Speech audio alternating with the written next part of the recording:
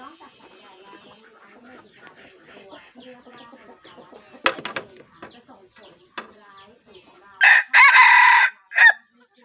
คนลองเกอร์หน่อยดังนั้นสิ่งที่สำคัญเราจะต้องปกป้องผิวของเราด้วยการเลือกสารกันแดดที่มีประสิทธิภาพ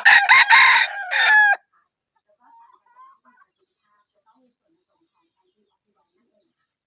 ที่ผู้ชมค่ะเม็ดด้วยแล้วก็การตรงนี้สร้างความแตกต่างด้วยซิปเปอร์บ็อกซ์ที่รวมเอา